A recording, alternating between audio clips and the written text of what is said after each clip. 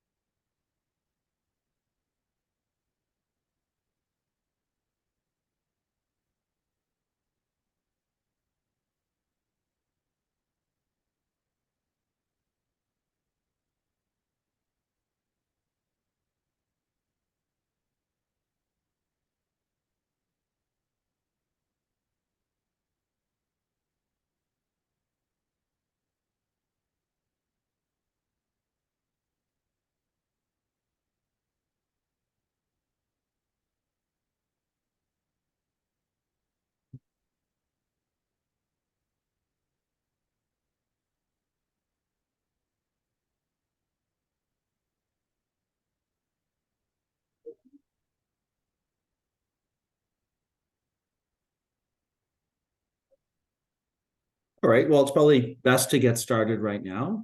We want to welcome everyone to our first webinar of 2024, which is coincidentally our first webinar in our new series geared toward business owners and their advisors. As noted, obviously, this is our first webinar, and our apologies in advance as we work through the technical side of hosting these events.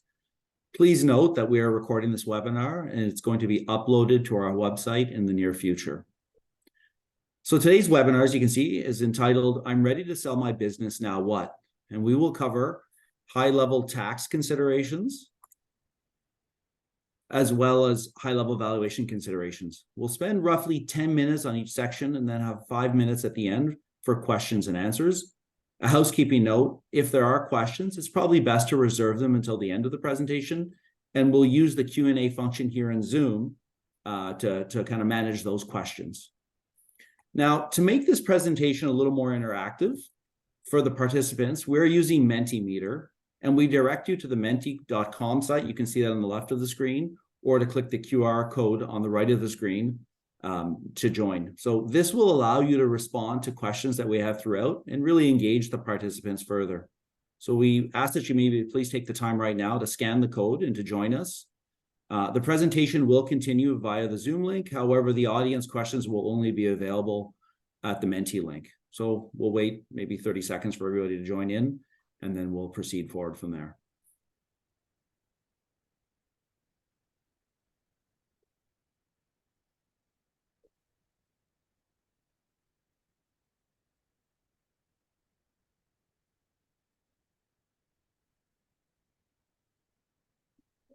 We'll just give a little more time and we'll kind of proceed. So maybe a 10-second countdown or something. All right, Spencer, I think we'll continue on. So a little bit about ourselves.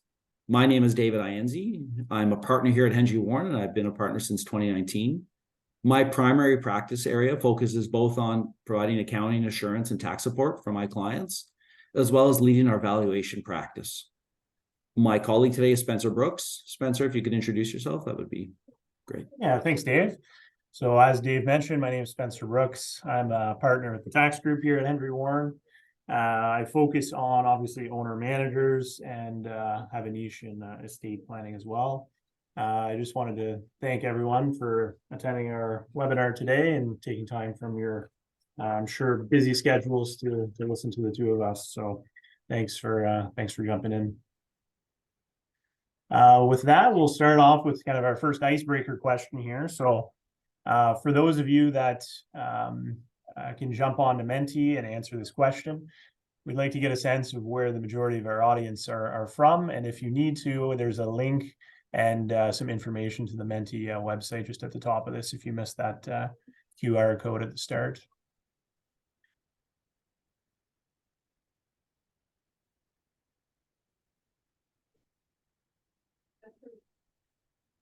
So we've got a good mix of audience here. Certainly, I would assume everyone's clicked the link as well, but we've got some people that are eager to learn, and some business owners that have joined us today. So that's good to see. And certainly we'll get into some of the good details here in a moment. With that, the first thing we wanted to kind of cover off is the lifetime capital gains exemption. So I'm sure some of you may have heard this kind of in passing, but certainly this exemption is kind of the holy grail, so to speak, for business owners.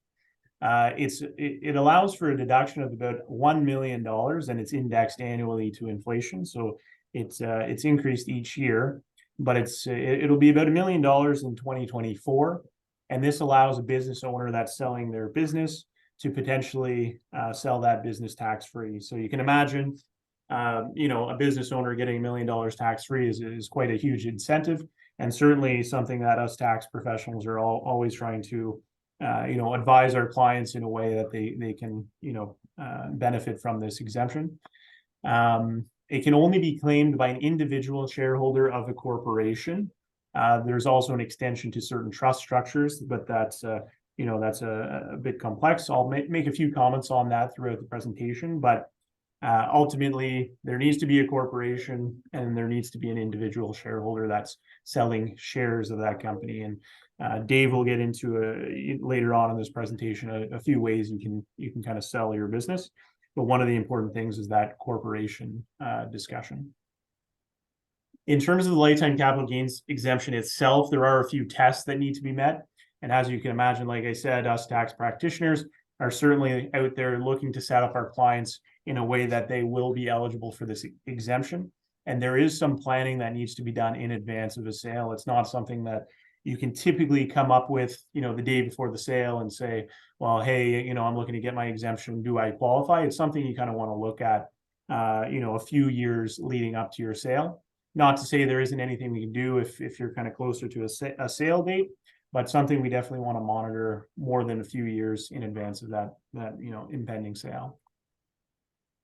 One of the tests for the lifetime capital gains exemption is that a certain percentage of the assets of the business need to be, quote unquote, qualifying assets.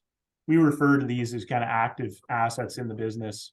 So I throw this question out to everyone in the audience to see if any of you have any idea of what percentage of those qualifying assets need to be in the business. And your options are, I believe, 50% and 90%. And then I think we had a few other options there. So I'll give everyone a minute to answer that question. We'll see what we come up with here.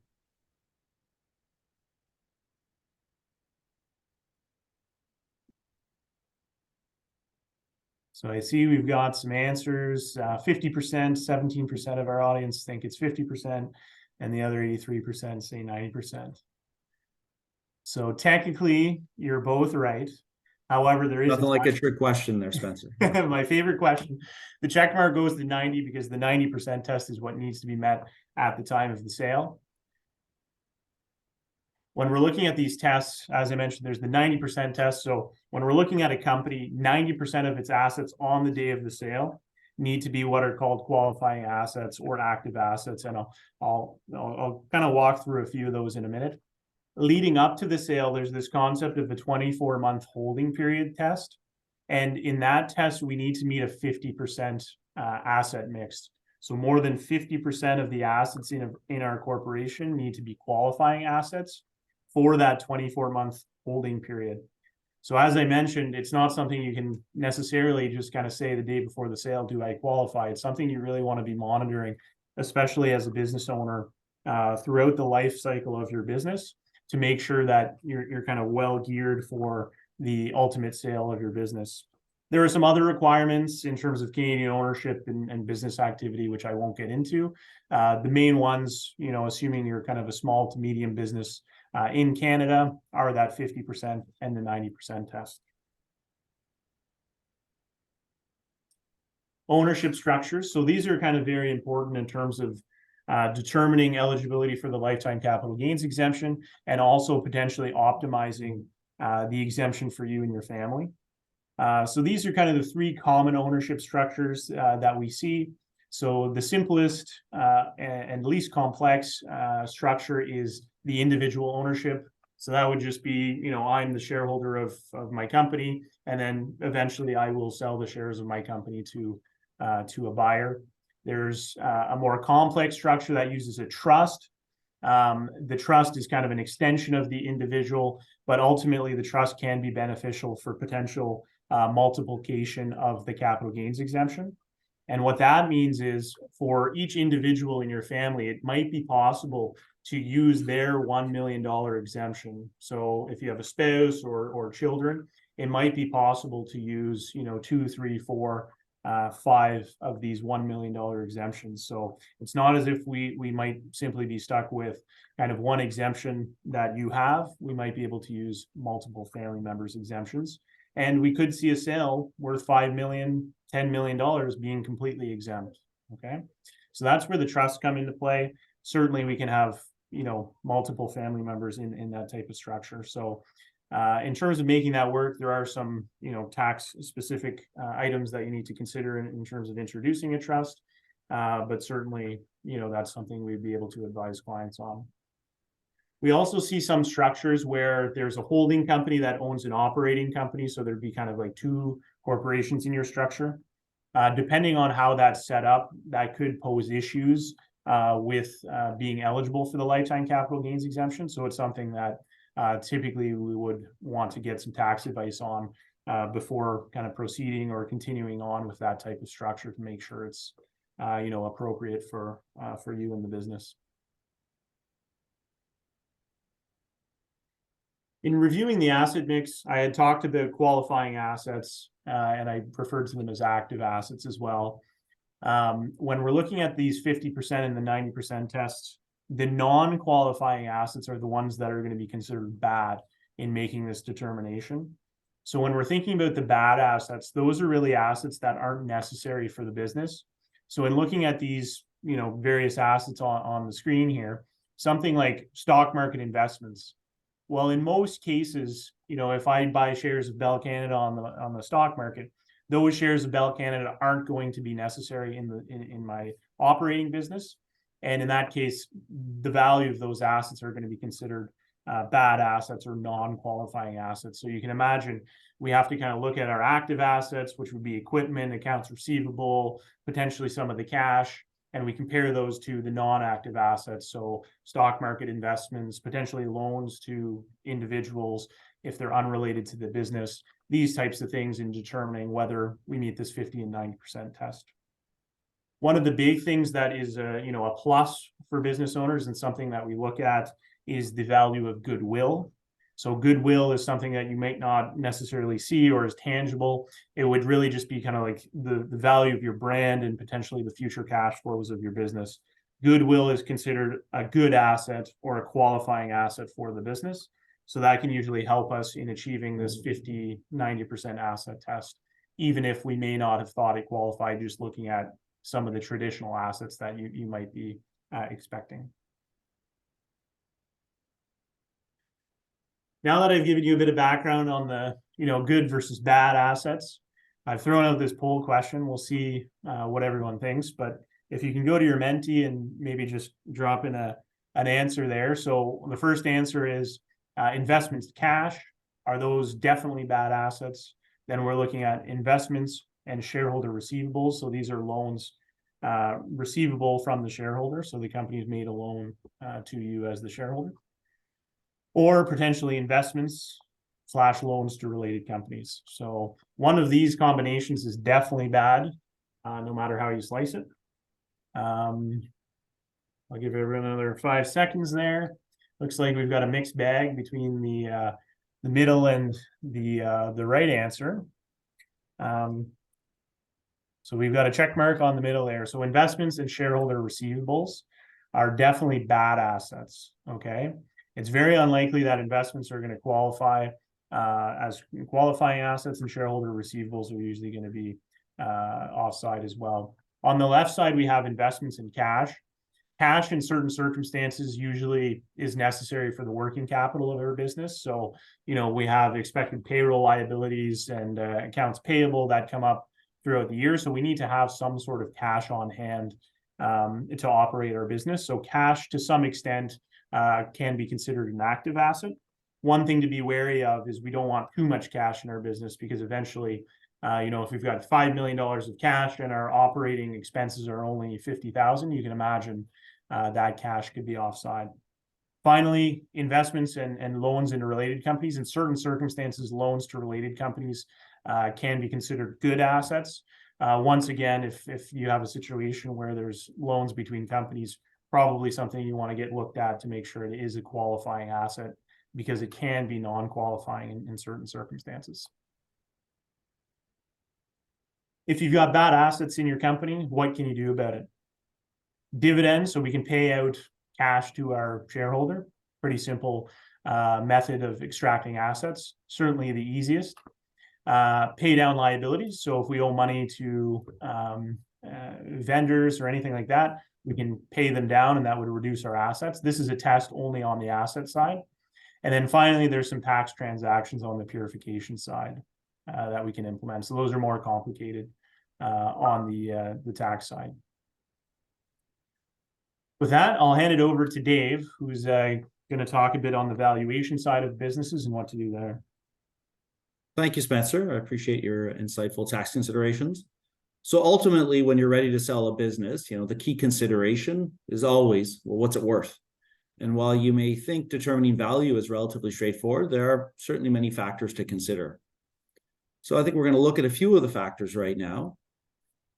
The first, and they're right here in terms of our value considerations. The first one is fair market value itself. So as an evaluator, we consider the highest price in an open and unrestricted market between willing and able parties. That's the seller and the buyer, and when they're under no compulsion to act. This is generally the fair market value definition. And it's the key driver in the value proposition. And as a business valuator, we tend to guide our clients through this by carrying out a business valuation to get a fair market value for the business. Now, timing is important as well. And, when you're ready to sell your business, I guess the date of sale is generally determines when the value will be calculated. Now, you could say, hey, I'm looking to sell my business in, the next 5 years. And there are steps that can be put in place to certainly optimize that value, and also to consider today what that value could be in the next 5 years. That would require possibly looking at projections and whatnot and discounting them. But that goes into many of the considerations for calculating the fair market value. The last thing when we consider valuation here is just the price versus value kind of thoughts and factors. So, ultimately, if I were to say to you today, here's $1 million, that's $1 million of cash, it has value today, versus receiving $200,000 each year for the next 5 years, although it totals $1 million, the price versus the value is different. Certainly the income stream that comes over 5 years would be discounted and would be lower today than it would be versus the $1 million that you would receive today. So that comes into play as well. And in a value consideration, or when we're considering the valuation, the income stream or the cash flow stream is important, but even just the receipt of payment when you're selling your business also comes into play as well. And that's one of the key value considerations. So we're now at our first valuation question.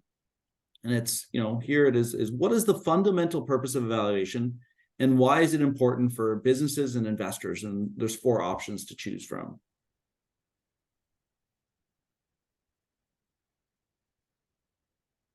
So we'll just let everyone put in their answers.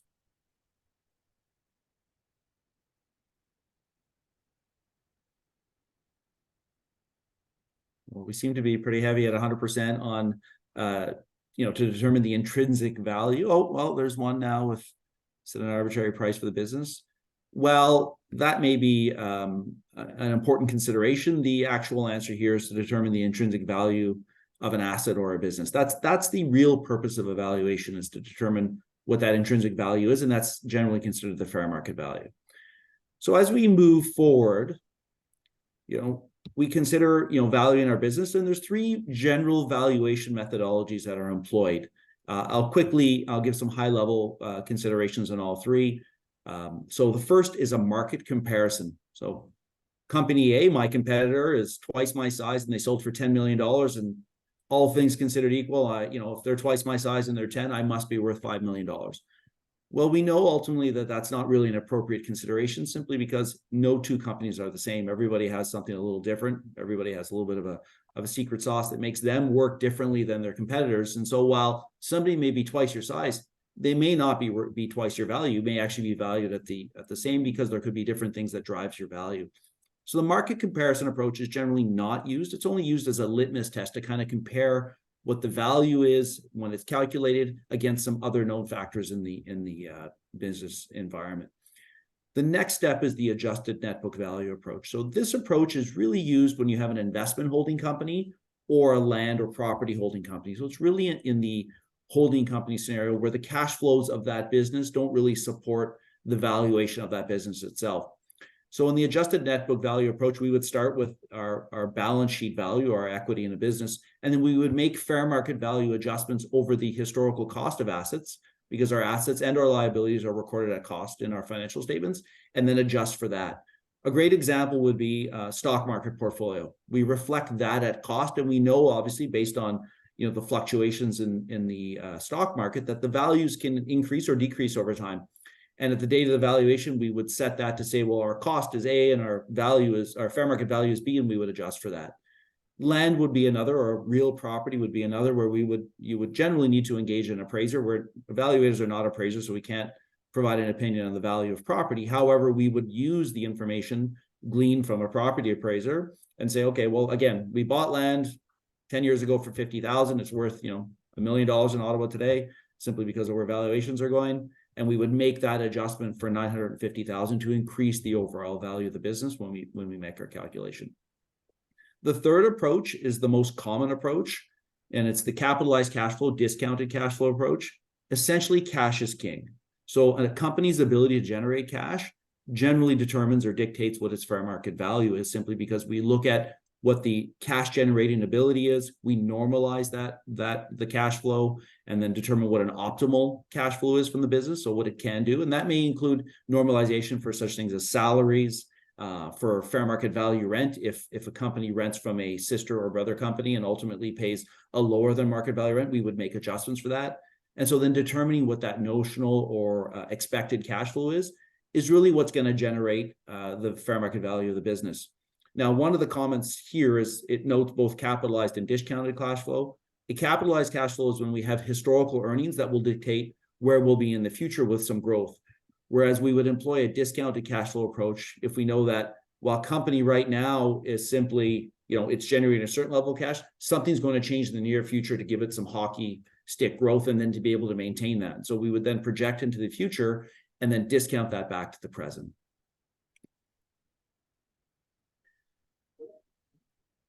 So the next thing to consider, and Spencer had mentioned this earlier, is really the consideration of assets versus shares. So ultimately, you can either sell assets of a business or you can sell the shares of a business. And there are different considerations when we're valuing these things. So when you sell the assets of a business, it's really generally selling the business unit itself. So I may have a company that has various things within it, various different business units or business segments. And you're looking to specifically value that business segment and sell that specifically. So we would look specifically at the cash flows generated by that business segment. However, it wouldn't be the sale of shares. It would simply be the sale of that asset to a third party. Whereas on the sale of shares, we're simply valuing the whole business. So we're looking at what its current structure is, its current setup is. We determine kind of in that picture whether there's any excess cash, real estate, and all these other considerations, and ultimately then value the business itself. So the assets is simply extracting out potentially a business unit. In most cases, it's a business unit, and the shares is selling the whole company. So we move on to our next question. And when is the optimal timing for conducting a valuation? So there are a few options here to consider, and we'll take a couple of seconds here just to let everybody chime in with their response.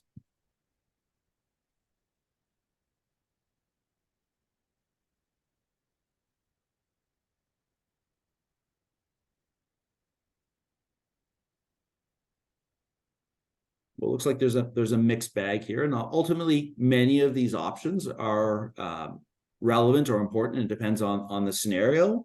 However, the most relevant is generally when you're planning it would say a merger or a transaction technically, or some type of acquisition, because you're simply want to understand what the value is for that particular transaction. Now, you could conduct a valuation every quarter, although ultimately maybe the cost versus benefit may not kind of equate out there. Ultimately, when the business owner desires it, I mean, that's pretty much said. We do have instances where our business owners, our clients, certainly just want to have a sense of what their value is, and it may not be tied to any type of transaction that's happening. It's simply for them just to have a sense of where they are. Now, the second and next question then is, there's excess cash and non-core assets. Do they typically have a positive or negative, is this true or false, a positive or negative impact on a business's valuation?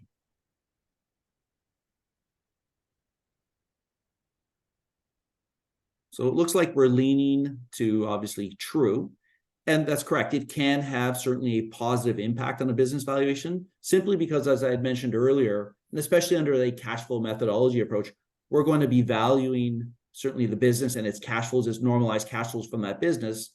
And then we'll consider ultimately non-core assets and excess cash, things that aren't needed for the business to run. And so these are in addition to the value that's being generated by the standard cash flows of the business. So they would then help in increasing the value of the business itself when the valuation is completed. So there are a few other key considerations. I'll be very high level on these in the interest of time so that we can move on to the next step. However, there's valuation multiples. So when we do generate cash flows, these maintainable cash flows, we do consider what the multiples are. This is a calculation approach. And here the multiple is, the cap rate essentially. And so there are different factors that go into it. And the multiple itself, this cap rate, is very specific to time, because it's a blended approach starting with the risk-free rate, a government risk-free rate, and that's simply very time specific. Another consideration is CapEx. A business that is heavily involved in recurring capital or sustaining capital expenditures each year will require to use a lot of its available cash to sustain those operations. That can drive the value down. Whereas there are companies who are generating a similar level of cash, however, don't need to reinvest in assets or as many assets each year. Certainly we'll see more of the cash being able to be multiplied by the multiplier. Another consideration is working capital. We generally will look at what the working capital mix is of the company and make adjustments for that. There are companies that have significant amount of working capital and above what is optimal, and there are some that are below, and those will adjust either upwards or downwards in terms of the valuation. If you have excess working capital, that's certainly a benefit. If you are deficient, certainly then some of your value has to be added or used to kind of make up for the deficiency in the working capital. The last consideration here then is just simply the optimal structure. So the debt versus equity load of a business. And now, while it is important to consider debt in the structure and to leverage that, that does have a factor in the overall valuation as well. One, in the weighted average cost of capital or those valuation multiples. But two, just in general, is when we're selling a company, especially when we're selling shares, we're looking for the value of shares. So when we do the calculation, we first get something called an enterprise value, which is the value of all the cash flows multiplied by the multiple, and with tax considerations and CapEx considerations involved. However, then we deduct the debt out. So a company that is more heavily leveraged with debt will see a lower value for the cost of shares, simply because if somebody's buying that business, they're taking on that debt load. So they would pay less for the shares because they have to take on that debt load. So these are some of the key considerations, and simply said at a high level. So now I guess we're going to transfer to conclusion. So I'll pass this back on to Spencer. Thanks, Dave. We'll open the floor to some questions. If you guys have any, there's a Q&A tab in your Zoom link, so feel free to type in your question there. If you have any specific questions to your specific scenario, feel free, Dave, to reach out to Dave and I. Our information is included in the slide and the materials as well. So feel free to send us an email or give us a call, and we'd be happy to answer your specific questions. If you have any more general questions, feel free to put that in the Q&A. It's kind of a final wrap up to the presentation. I think, the overall, idea for managing your company and leading up to the sale is certainly considering some planning leading up to that. And when we talk about that, we talk about tax planning, business planning, optimizing the valuation of our business. Do we know what the value of our business is? And that might, lead to potentially considering obtaining a valuation. Certainly, if there are exterior companies that are looking into buying your business, that might be a good opportunity to get a valuation completed to make sure you're you're comfortable with the price that they're offering you. The lifetime capital gains exemption is very important, obviously, in that consideration.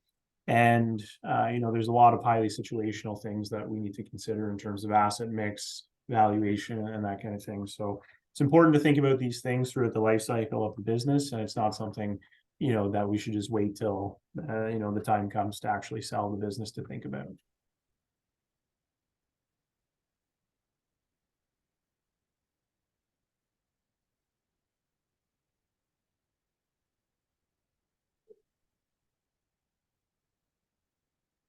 So Spencer, I believe we have one question.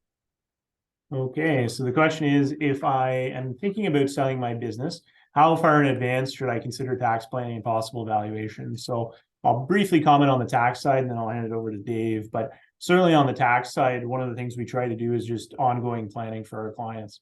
So it's not something that we do, like I said, 2 years before a sale, although that is an optimal time as well. It's something that we would like to do kind of 10 years in advance, 20 years in advance, like really throughout the entire life cycle of the business. We're thinking about these things when we're planning for our clients. Failing that, certainly if there's a client out there that would be new, it's planning that we can do in advance of the sale. And like I said, that 2-year time frame is good, but there's also some planning that we could potentially do right up until the date of the sale. So, the best time is today, the next best time is tomorrow. And with that, Dave, I'll let you answer the valuation question there. So from the valuation perspective, if you're thinking about selling your business, it's probably best to have a consideration for what the value is today. Simply put, that gives you a baseline. Okay, I thought I knew what it was worth. Here's what it's worth based on the calculations. But then it could also lead to the discussion that if I'm thinking about selling it in the future, 1 year in the future, 3 years, 5 years, whatever that time frame may be, the next question would be, how do I optimize that? And so therefore, reviewing the valuation and going through the valuation methodology and certainly looking at your cash flows, we can then consider how best to optimize those over the year to help to increase the value. So the valuation is important from that perspective. It sets somewhat of a baseline as at the current date. So I think with that, that's all the immediate questions we have, but we'll leave it at that. Thanks for listening to our first inaugural webinar. I believe we'll be doing these kind of on a monthly basis moving forward. So if you attended today, we'd be pleased to see you again in our next session.